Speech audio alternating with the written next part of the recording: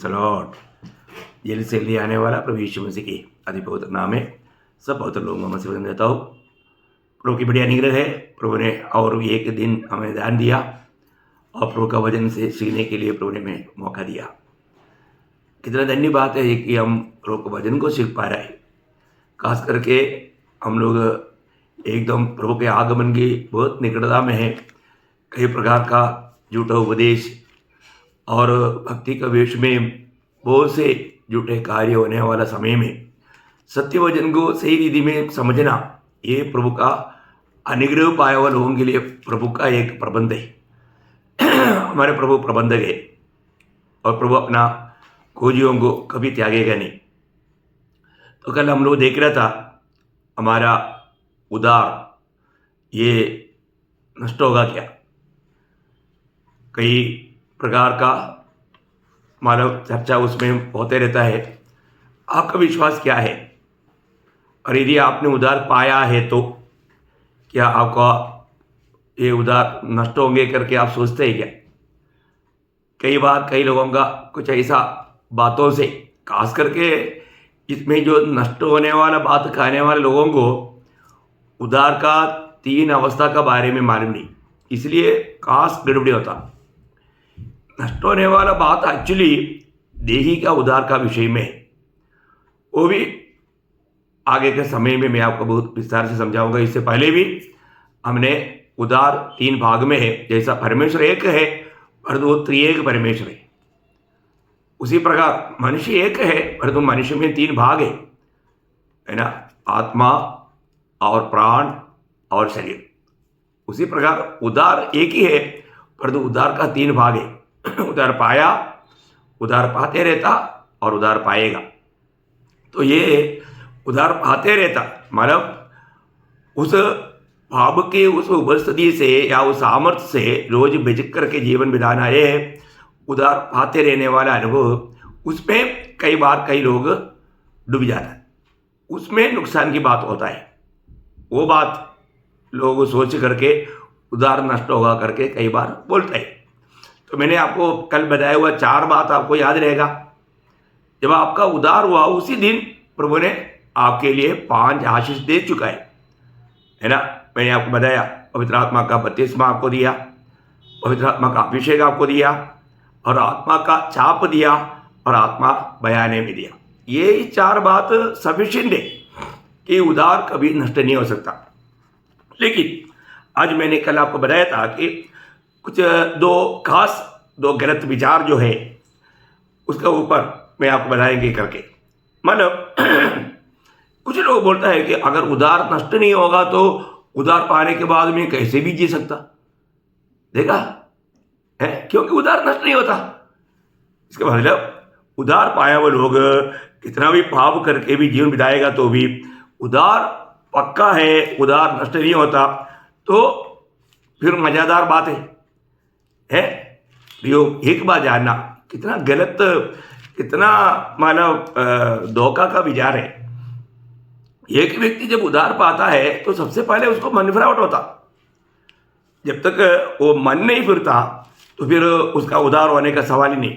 और वो जो मन फिरता है वो प्रभु का इच्छा के लिए अपने आप को समर्पण करता, यीशु मसीह को अपने जिंदगी का प्रभुता देता। यदि एक व्यक्ति यीशु मसीह को प्रभु मान करके ग्रहण करने के लिए तैयार नहीं, अपनी मार्ग छोड़ने के लिए तैयार नहीं, उसका उधार ही नहीं होता ना है। ऐसा अपना गलत मार्ग को छोड़ दिया वो व्यक्ति वापस कैसा ऐसा सोच सकता?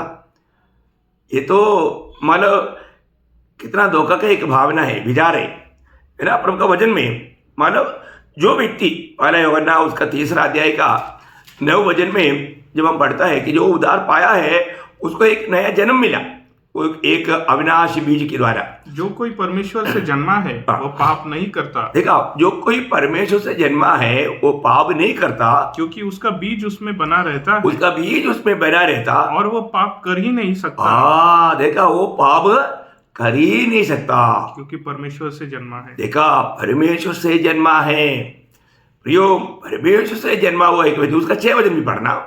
जो कोई उसमें बना रहता है वो पाप नहीं करता। देखा, जो कोई अगर प्रभु से नया जन्म पाया व्यक्ति पाप नहीं करता। प्रियो है देखो, इसका मतलब अभी जैसे हमने माना अभी मैंने विचार किया, मतलब अगर उधार नष्ट नहीं होता तो उधार पाने के बाद में मैं अभी कैसे भी जीऊंगा करके सोचने वाला व्यक्ति, एक बात मैं यहां पर बताना चाहता हूं, वो जो विचार कैसे आया उसका एक ही जवाब है, वो व्यक्ति सच्चमुच में उधार नहीं पाया। अगर वो एक उधार पाया हुआ व्यक्ति रहता हो, ऐसा सोचने का सवाल ही नहीं है ना प्रियो। इसका मतलब ये जो लोग ऐसा विचारधारा जब लाता है, इसका मतलब क्या है कि वो व्यक्ति का सचमुच में उधार नहीं हुआ, क्योंकि उधार पाया हुआ व्यक्ति ऐसा सोच ही नहीं सकता। यहां पर ये विषय आपको मतलब क्लियर हो गया करके मैं आशा करता हूं। और दूसरा एक मतलब विचार चिंता क्या मालूम है कि मतलब अगर उधार पाने के बाद में कुछ भी अगर हमसे गलती हो गया तो मतलब उनका उधार नष्ट हो जाएगा। ये एक सिर्फ एक विचारधारा नहीं है, ये कुछ मसीह लोग इसको एक डॉक्ट्रिन करके सिखाता है। ये बहुत बड़ा दुख भरा बात है प्रियो। अब इन बातों को जानना शायद ऐसा सिखलाई देने वाला आपके पास भी आया होगा। हमारे जीवन में उधार पाने के बाद में जब तक हम शरीर में है प्रियो, हमारे जीवन में गिल्टियां हो सकता है, ये उसमें कोई दो बात नहीं। इसलिए क्या है कि मानो आज इस प्रकार का जो डॉक्ट्रिन सिखाने वाला मानो परमेश्वर का ज्ञान पर या पद्धति पर कुल्हाड़ी मारता है, या वास्तव में परमेश्वर मानव ऐसा एक सर्वज्ञानी और सर्वशक्तिमान नहीं, इस बात को वो प्रकट करना चाहता। प्रियो, उद्धार का कार्य कौन आयोजित किया? प्रभु ने। प्रभु ने आयोजित किया हुआ काम अगर नष्ट हो जाएगा बोलेगा तो इसका मतलब क्या है कि प्रभु को लज्जित होना पड़ेगा, क्योंकि प्रभु ने तैयार किया हुआ वो मार्ग फेल हो गया। ऐसा हो सकता है क्या प्रियो? अगर प्रभु ने तैयार किया वो मार्ग है तो प्रियो कैसे फेल होगा प्रियो? आदि में अंत जानने वाला प्रभु को नहीं मालूम है। इसका मतलब इस प्रकार कहने वाला व्यक्ति, मतलब अगर हम उधार पाने के बाद में अगर कुछ गलती हो गया, पाप हो गया तो हमारा उधार नष्ट हो जाएगा, वो व्यक्ति ये कह रहा है कि वास्तव में ये जो उधार का प्लान बनाया हुआ प्रभु को गलती हो गया कितना गलत बात है प्रियो। थोड़ा समझ के अगर समझ भी है तो ऐसा कोई बोल सकता है क्या? यहां पर एक विषय मैं आपको बताना चाहता हूं। अभी हमने जो पढ़ाया था ना, पहला योग 3 अध्याय का 9 वचन, वो वचन में थोड़ा परिभाषा में थोड़ा फर्क है वो बात मैं आपको बताऊंगा, है ना। मतलब वहां पर जो आप पढ़ना वापस, जो कोई परमेश्वर से जन्मा है वह पाप नहीं करता। देखिए यहां पर जो पाप नहीं करता, ऐसा नहीं। एक्चुअली अगर आप NIV ट्रांसलेशन में देखेगा तो वो उनमें कोई पाप करते नहीं रहता। क्या? पाप करते नहीं रहता।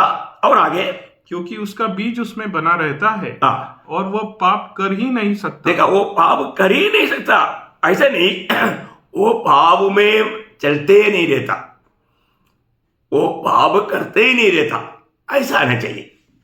अगर आप हमारा NIV ट्रांसलेशन में देखेगा तो बराबर आपको मिलेगा। तो इसलिए मैंने कई बार क्या होता कि हम लोग कुछ परिभाषा का सही रीति में ना समझने के कारण धोखा हो सकता है।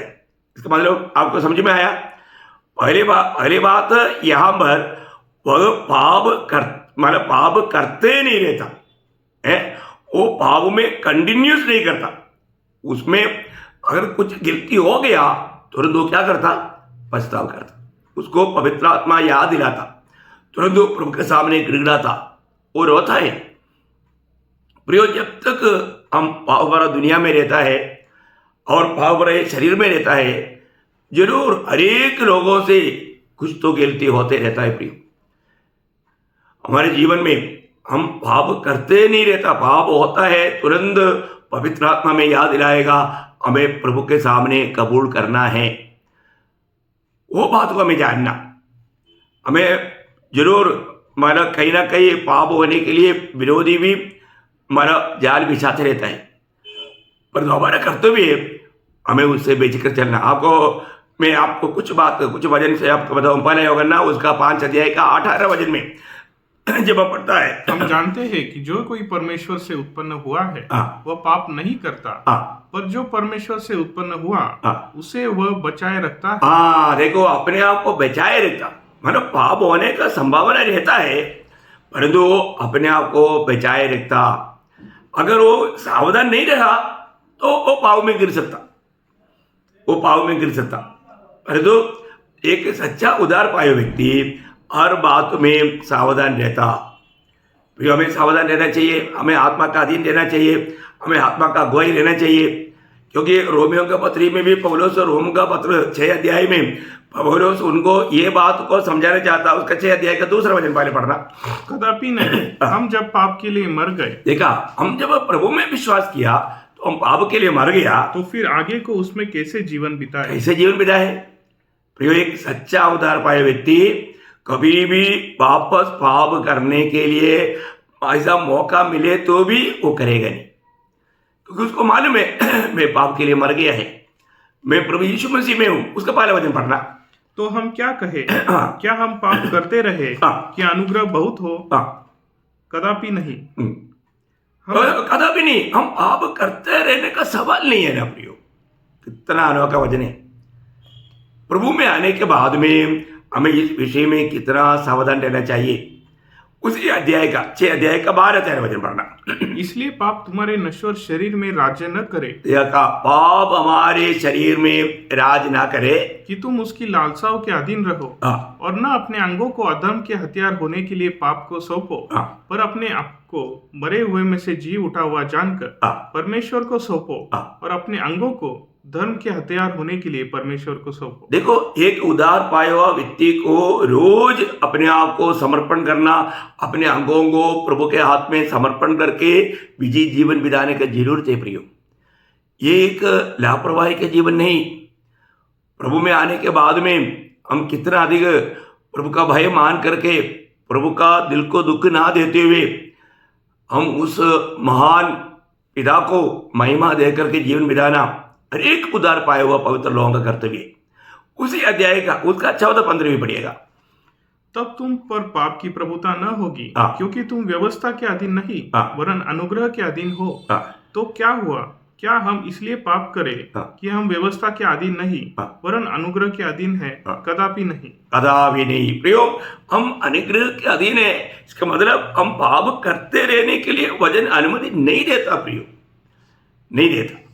इसका मतलब क्या है कि ये कोई ना कहे कि हम मानो पाप करेगा तो हमारा मानो उदार हमको नष्ट हो जाएगा है प्रियो। जब तक हमारा जीवन में जब पाप आता है, पहला अध्याय का 9 वचन में आपको मालूम है ना, हमारे जीवन में गिरती होता है तो तुरंत हमारा कर्तव्य क्या है? प्रभु के सामने कबूल करना। यदि हम अपने पापों को मान ले तो वह हमारे पापों को क्षमा करने और हमें सब अधर्म से शुद्ध करने में विश्वास योग्य और धर्मी है। बहुत बड़ी बात है प्रियो। हमारे जीवन में रोज हमारे गलतियों को हमें कबूल करना, एक सच्चा मन प्रावट का अनुभव हर दिन पवित्र लोगों को चाहिए। क्योंकि हम आत्मा में चलते हुए हमारे जीवन में ऐसा कई कमियां, जब आप प्रभु का वचन भी दर्पण के सामने बैठेंगे तभी भी आपको दिखाई देगा। तुरंत पवित्र आत्मा जो बात दिखाएगा तुरंत वो बात कबूल करके उस पर भी विजय प्राप्त करना एक उदार पाया हुआ प्रभु का बेटे का काम है। रोज रोज प्रभु का भय रखते हुए पवित्रता में सिद्धता ही पाना। मैं इसलिए आपको बताना चाहता हूं, जब तक हम ये दुनिया में रहता और ये शरीर में रहता, क्योंकि ये शरीर का अभी तक उद्धार नहीं हुआ, इस कारण शरीर कई प्रकार का लालसाओं को ला करके हमें फंसाने के लिए शरीर के द्वारा शैतान काम कर सकता है। इसलिए अपने को प्रभु का अनुग्रह है कि आज भी मानो स्वर्ग पिता के दाहिने और हमारे लिए विनती करने के लिए हमारे लिए एक मध्यस्थ है। यूहन्ना इसलिए लिखा ना, पहला यूहन्ना 2 अध्याय का 1 वचन में, हे मेरे बालकों, मैं ये बातें तुम्हें इसलिए लिखता हूँ कि तुम पाप न करो, और यदि कोई पाप करे तो पिता के पास हमारा एक सहायक है, अर्थात धर्मी यीशु मसीह। देखा, यीशु मसीह हमारे लिए विनती करता है। बोलने का अर्थ, यदि पाप हो गया तो तुरंत हमें उसको कबूल करना है। ये बात बहुत गहरा बात है। मैं आपको बताऊँ, एक बार एक व्यक्ति वो पहले तंबाकू वगैरह खाता था, वो प्रभु में आया, वो सब छूट गया। लेकिन ये जब एक जगह पर वो पेंटिंग का काम करता था, तो अलमारा इधर उधर करते हुए एक अलमारे के अंदर से एक पुड़िया जब नीचे गिरा, तो मतलब उसका दृष्टि में पड़ा, तो उसका दिल में आया थोड़ा, उसमें से उसने क्या किया, निकाल करके मुंह में डाला। तुरंत आत्मा ने उसको बताया, तूने प्रभु का मंदिर को कलंकित किया, नाश किया। वो रोने लगा। उसने तुरंत उसको फेंका और वो रोने लगा। उनका रोना बंद नहीं हुआ। वो रोते रोते घर में आया, वो काम नहीं कर पाया। देखो, उसको पाप का अच्छा ज्ञान प्रभु ने दिया। प्रभु का दास भी आकर के पूछ रहा है कि क्या हो गया। उसने बोला कि मेरे से गलती हुआ। प्रियो, एक बात है, एक सच्चा उद्धार पाए व्यक्ति, उनके जीवन में जब गलती होता है तुरंत पवित्र आत्मा उसको याद दिलाएगा, और वो व्यक्ति उसको बाद में माफी मांगे, क्षमा मांगेंगे, कबूल करेंगे, ऐसा नहीं सोचेगा। तुरंत पछताव करेगा, तुरंत मन फिरेगा। ये एक बड़ी बात। ये काम हमारे जीवन में रोज होते रहना चाहिए। जब हम आत्मा के अधीन होकर चलता है तो जरूर एक कार्य होगा। इसलिए मतलब हमारे जीवन में यदि गलती हो गया तुरंत हमें कबूल करना चाहिए। एक बात मैं आपको बताऊं, आपने कबूल करेगा तो भी आपने किया हुआ गलती का सजा भी आपको उठाना पड़ेगा, वो ताड़ना आपको मिलेगा। इसलिए जान पूछ कर ऐसे कुछ गलतियों में ना पड़े। परंतु आपका उद्धार कभी भी नष्ट नहीं होता। आपका उद्धार का आनंद नष्ट हो सकता है, परंतु उद्धार नष्ट नहीं होता। ये बात अगले और भी क्लासों में मैं आपको विस्तार से बताऊंगा। फिर मैं आपको बताया था, मतलब इस उद्धार सुरक्षित है, ये उद्धार नष्ट नहीं होता। उसका कुछ न्याय की बात, कुछ सच्ची बात मैं आपको याद रहना चाहूँगा। पहली बात, एफेसियों 2 अध्याय का 8-9 वचन। हम लोग कोई भी जो उद्धार पाया प्रियो, हमने अच्छा काम करके उद्धार नहीं पाया, क्योंकि विश्वास के द्वारा अनुग्रह ही से तुम्हारा उद्धार हुआ है। देखा कैसे उद्धार हुआ? अनुग्रह से। इसका मतलब प्रभु का अनुग्रह हम पर हुआ। प्रियो, प्रभु का अनुग्रह का दृष्टि हम पर पड़ा है ना। सारा दुनिया पाप के कारण परमेश्वर का क्रोध का भाग बनना था, लेकिन वहां पर भी उत्पत्ति 6:8 में हम पढ़ता है कि नोहा पर प्रभु का अनुग्रह हुआ।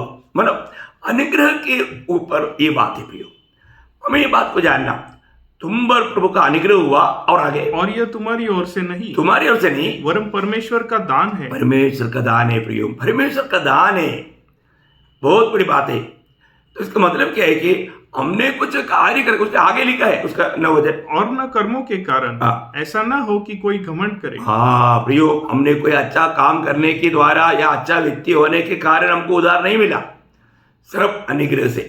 हम सब लोग पापी था, दोषी था, नरक का योग्य था, परंतु प्रभु का अनुग्रह का दृष्टि हम पर पड़ा। यहाँ पर आपको मालूम है, यहाँ अनुग्रह का बहुत अलग अलग अर्थ है। यहाँ पर हमें अयोग्य स्थान में हमें मिला हुआ ईश्वरीय दान है, क्योंकि हमको कोई योग्यता नहीं था, हम सिर्फ सजा का योग्य था, परंतु प्रभु का अनुग्रह से हमारा उद्धार हुआ। और इसका दूसरा एक पॉइंट मैं आपको बताना चाहूंगा, यही शब्द में, क्योंकि ये दान है। अभी हमने वहां पर 8 वचन में मतलब पढ़ा, उद्धार परमेश्वर का दान है ना। तो अभी प्रकाशित वाक्य 7:10 में भी लिखा है, कुछ परिभाषा में नहीं आया वो शब्द, उद्धार परमेश्वर का दान है प्रियो, उद्धार परमेश्वर का दान है। कई परिभाषा में वो शब्द नहीं आया। उद्धार के लिए हमें हमारे परमेश्वर का जो सिंहासन पर बैठा है और मेमने का जय जयकार हो। मतलब वहां पर ये शब्द आना चाहिए, लेकिन उसे इतना क्लियर हिंदी में या और कहीं अन्य भाषा में नहीं आया। मलयालम में बहुत अच्छी तरह आया है। तो उद्धार परमेश्वर का दान है, ये तो एफेसियों 2:8 में ही उसका बीच में लिखा है। एक बात मैं इसलिए बताना चाहता हूं, प्रभु ने हमें दान दिया हुआ बात प्रभु वापस लेगा करके बोलना कितना है, कभी संभव है क्या? प्रभु ने हमको दान दिया। आप किसी को दान दिया, कुछ दिन के बाद बोलेगा मैंने जो दिया था मेरे को वापस दे दो, कोई बोलता है क्या? एक अच्छा व्यक्ति ऐसे कभी नहीं बोल सकता। तो परमेश्वर दिया हुआ ये दान को वापस नहीं लेता, ये भी उधार कभी नष्ट नहीं होता, ये बात का एक सबूत थी, एक पॉइंट है। और तीसरी बात, ये उधार हमेशा का उधार है। मतलब ये जो उधार कर रहा है ना, इब्रानियों का पत्री में 5 अध्याय का 8-9 वचन में बहुत सुंदर रीति में लिखा है। इब्रानियों 5 अध्याय का 8-9 वचन, उतरे होने पर भी उसने दुख उठा उठाकर आज्ञा माननी सीखी और सिद्ध बनकर अपने सब आज्ञा मानने वालों के लिए सदा काल के उद्धार का कारण हो गया। सदा काल का उधार, ये बीच में टूट जाने वाला उधार नहीं, सदा काल का उधार है प्रियो, सदा काल का उधार। इसका मतलब जो उधार पाया हुआ व्यक्ति अनंत जीवन में प्रवेश करेगा ऐसा नहीं। यीशु मसीह ने जब खाने के टाइम पर भी यूहन्ना 5 अध्याय का 24 वचन में, मतलब बहुत सुंदर रीति में वो बोलता है यूहन्ना 5 का 24 में, मैं तुमसे सच सच कहता हूँ, जो मेरा वचन सुनकर मेरे भेजने वाले पर विश्वास करता है, अनंत जीवन उसका है और उस पर दंड की आज्ञा नहीं होती, परंतु वह मृत्यु से पार होकर जीवन में प्रवेश कर चुका है। देखा, प्रवेश करेगा भविष्य में होने वाला ऐसा नहीं, कर चुका है, उद्धार बन गया। प्रियो, जो भी उद्धार पाया व्यक्ति है वो अनंत जीवन में प्रवेश कर चुका है। कितना बड़ी बात है, ये बात को कौन मतलब बदल सकता है प्रियो? यीशु मसीह के शब्द है, वो अनंत जीवन में प्रवेश कर चुके, उसके ऊपर दंड की आज्ञा नहीं है। दंड की आज्ञा मीन्स अनंत काल का नरक है, पाप का मजदूरी अनंत काल का नरक। कितना साफ बात है प्रियो, ये वचनों को लोग नहीं समझता, विश्वास नहीं करता, तो कितना दुख की बात है। और 4वां पॉइंट, उद्धार मानव पूर्ण है, उद्धार पूर्ण है ना। जब इब्रानियों 10 अध्याय उसका 14 वचन में हम पढ़ता है, इब्रानियों 10 अध्याय का 14 वचन, क्योंकि उसने एक ही चढ़ावे के द्वारा उन्हें जो पवित्र किए जाते हैं सर्वदा के लिए सिद्ध कर दिया। देखा, सर्वदा के लिए सिद्ध किया। प्रियो, प्रभु ने हमें हमेशा के लिए, आज जो भी प्रभु यीशु पर विश्वास किया वो धर्मी लोग हैं। ये धर्मी पद बहुत गहरा शब्द है। यीशु मसीह की धार्मिकता हमें गिना जा रहा है। हमने कभी पाप नहीं किया, उस अवस्था में स्वर्गीय पिता हमको देखता है। कितना बड़ी बात है प्रियो, आप थोड़ा सोचो, ये हमारा कभी नहीं, ये प्रभु ने किया। इवन उसका 7 अध्याय है, उसका इब्रानियों 7 का 25 में, मतलब हमारा उद्धारकर्ता क्या काम करता, इसीलिए जो उसके द्वारा परमेश्वर के पास आते हैं वो उनका पूरा उद्धार कर सकता है। देखा, उनका पूरा उद्धार कर सकता है, क्योंकि वह उनके लिए विनती करने को सर्वदा जीवित है। देखा, पिता की दाहिनी ओर बैठ करके, मैं आपको इसलिए बताया ना, हमारे जीवन में कुछ गलती होता है, तुरंत पवित्र आत्मा में याद दिलाएगा, हो मेरे से गलती हो गया, अभी मेरा उद्धार नष्ट हो गया बोल करके दुखी रहने का जरूरत नहीं प्रियो। भली बात होने नहीं देना, यदि हो गया तो हम अपने गलतियों को कबूल करके मन फिरना है, हमें प्रभु से क्षमा मांगना है। इसका मतलब ये जो उद्धार जो है वो पूर्ण प्रकार का उद्धार है, वो अधूरा नहीं है। और 5वां बात, हमें पिता ने मसीह में रखा, इसलिए हम लोग परिपूर्ण हैं। अगर हम मसीह में नहीं होता तो भी हम परिपूर्ण नहीं है ना। कोलोसियों का पत्री उसका 2 अध्याय उसका 9-10 वचन, कोलोसियों 2 अध्याय उसका 9-10 वचन, क्योंकि उसमें ईश्वरत्व की सारी परिपूर्णता सदैव वास करती है और तुम उसी में भरपूर हो गए हो। देखा, अभी यीशु मसीह में परमेश्वर का सारी परिपूर्णता देह रूप में वास करता, और उस यीशु मसीह में हमको परिपूर्ण किया गया। और आगे, जो सारी प्रधानता अधिकार का शिरोमणि है। कितना सुंदर बात है ना, हमें यीशु मसीह में परिपूर्ण किया गया। पिता ने हमको मसीह में देखा। आपका जीवन में कभी नहीं भूलना चाहिए इसे, एक शब्द है 1 कोरिन्थी 1 अध्याय का 30 वचन, क्या अनोखा शब्द है, आप हमेशा उसको याद रखना है ना। 1 कोरिन्थी उसका 1 अध्याय उसका 30 वचन, परंतु उसी की ओर से तुम मसीह यीशु में हो। बोलेगा तो पिता की ओर से तुम मसीह यीशु में हो, जो परमेश्वर की ओर से हमारे लिए ज्ञान ठहरा, अर्थात धर्म और पवित्रता और छुटकारा। देखा, यीशु मसीह में हमें क्या क्या है? यीशु मसीह ही हमारा ज्ञान है, यीशु मसीह ही हमारा धार्मिकता है। हम अपनी धार्मिकता को लेकर कभी भी स्वर्ग नहीं जा सकता प्रियो। यीशु मसीह हमारा धार्मिकता बना, यीशु मसीह हमारा पवित्रता ही बना, इसलिए हम स्वर्ग जा पाता। हम में से कोई भी मैं प्रभु में आने के बाद में कुछ भी पाप नहीं किया बोल के स्वर्ग नहीं जा सकता। और मसीह में बना रहना इसलिए बहुत महत्व की बात है। उस मसीह के द्वारा ही हमारा एंट्री है ना। और छठवीं बात, ये उद्धार प्रभु का पहले का प्रबंध है, अनादिकाल का, है ना। एफेसियों का पत्र ही उसका 1 से 14 तक वचन पढ़कर बोलना चाहिए, लेकिन आप लोग उसको पढ़कर ध्यान करना। मैं उसका पहला वचन और उसका 10 वचन पढ़ाना चाहूंगा। सॉरी, उसका 4 वचन और 10 वचन। जैसे उसने हमें जगत की उत्पत्ति से पहले उसमें चुन लिया। देखा, स्वर्गीय पिता ने हमको कब चुना? जगत की उत्पत्ति से पहले चुना। ये बहुत बड़ी बात है। अब उसका 10 वचन कि उस समयों के पूरे होने का ऐसा प्रबंध हो कि जो कुछ स्वर्ग में है और जो कुछ पृथ्वी पर है सब कुछ वो मसीह में एकत्र। देखा प्रियो, हमें मसीह में एकत्रित करना ये प्रभु का योजना है। इसके लिए प्रभु ने क्या किया मालूम है? प्रभु ने इस सुसमाचार हमें सुनाया। 2 तीमुथियुस में मैं आपको बताना चाहता हूँ, ये सब मतलब पूरा कुछ भाग आपको मैं पढ़ने के लिए आपको होमवर्क रूप में देता हूँ, आप लोग पढ़कर ध्यान करना।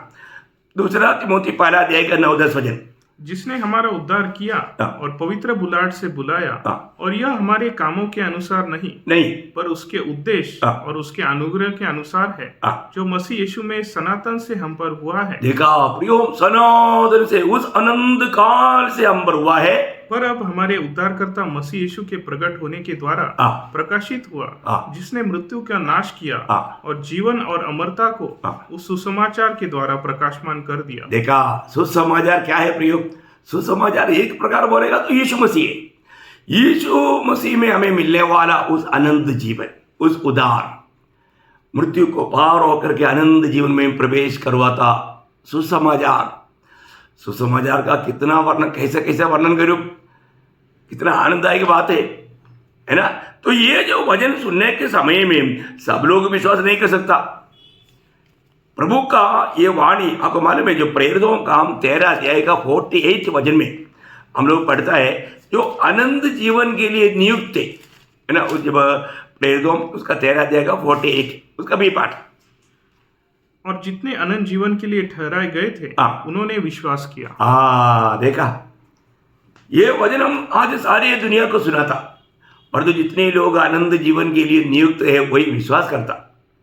हमारा चुनौती उस अनादिकाल में हुआ प्रियो है, कितना श्रेष्ठ बात है। तो परमेश्वर का निर्णय कभी बदलता नहीं प्रियो।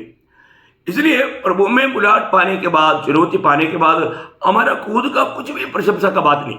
वो तो पौलुस माला 1 कोरिन्थी 1 अध्याय उसका 27 से 29 तक का वचनों में क्लियर लिखा है। परंतु परमेश्वर ने जगत के मूर्खों को चुन लिया है। देखा, हमारा अवस्था, हम लोग मूर्ख लोग थे। देखो है ना, पौलुस अपने बात पर बोलता है तो उन पापियों में मैं नंबर 1 पापी करके बताया।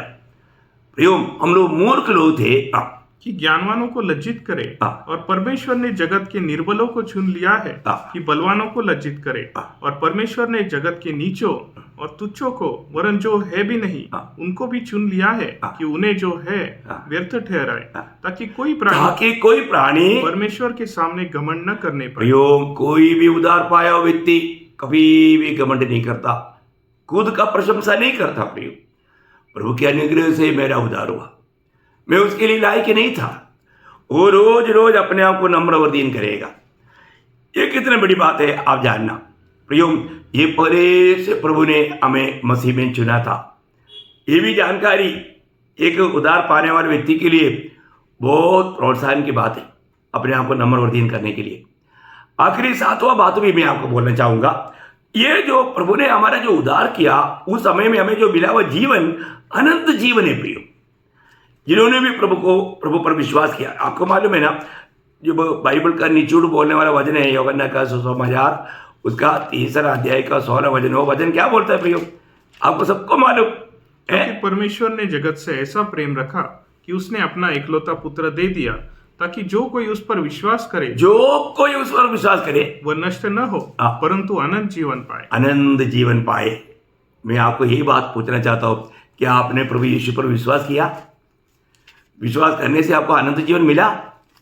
सच्चा विश्वास किया व्यक्ति को मिल गया, क्योंकि पहला यूहन्ना 5 अध्याय का 11 से 13 तक का वचन लिखने का उद्देश्य तक प्रभु का दास प्रेरित यूहन्ना बोलता है। पहला यूहन्ना 5 अध्याय का 11 से 13 वचन। और वह गवाही यह है कि परमेश्वर ने हमें अनंत जीवन दिया है, और यह जीवन उसके पुत्र में है। जिसके पास पुत्र है उसके पास जीवन है, और जिसके पास परमेश्वर का पुत्र नहीं उसके पास जीवन भी नहीं है। मैंने तुम्हें जो परमेश्वर के पुत्र के नाम पर विश्वास करते हो इसलिए लिखा है कि तुम जानो कि अनंत जीवन तुम्हारा है। बोलने का मतलब तुम्हारे पास अनंत जीवन है, तुम अनंत जीवन में है। वो जीवन कोई नहीं छीन सकता प्रियो। जब हम यीशु मसीह हमारे में है तो हमारे में अनंत जीवन भी है। हमको ये हमेशा परखना है कि मुझ में यीशु मसीह है कि नहीं और मैं मसीह में है कि नहीं। मैं मसीह में और मसीह मुझ में, यह है मसीह जीवन। तभी हम सच्चा मसीह जीवन बिता सकता। कितना धन्यवाद है। तो ये यहाँ पर मैं इसलिए वो बात में संदेह ना आने के लिए 7 बात आपको बताया, आप याद रखेंगे। मैं आशा करता हूँ जरूर इन वचनों को मैं इसको थोड़ा और विस्तार से अगला क्लास में आपको बताऊंगा, अगले थर्सडे को। ओके, तो मैं आशा करता हूँ प्रियो आप लोग इसको थोड़ा मतलब बहुत ध्यान से इसको पढ़ना। प्रभु का वचन है प्रियो, ये कभी नहीं बदलेगा। स्वर्ग में हमेशा के लिए स्थिर किया वचन है, उसमें लिखा वो हर एक बात सत्य है। इसलिए मैं आग्रह करता हूँ जरूर आप और भी मजबूत हो गए होंगे, आपका संदेह दूर हो गया होगा करके मैं आशा करता हूँ। अभी भी संदेह है तो नोट करके रखो, एक क्लास खत्म होने के बाद में जरूर आप मुझे पूछना, आपको बताएंगे। तो प्रभु आपको सबको ये वचनों के द्वारा बहुत आशीष दे, प्रभु को महिमा मिले। आमीन।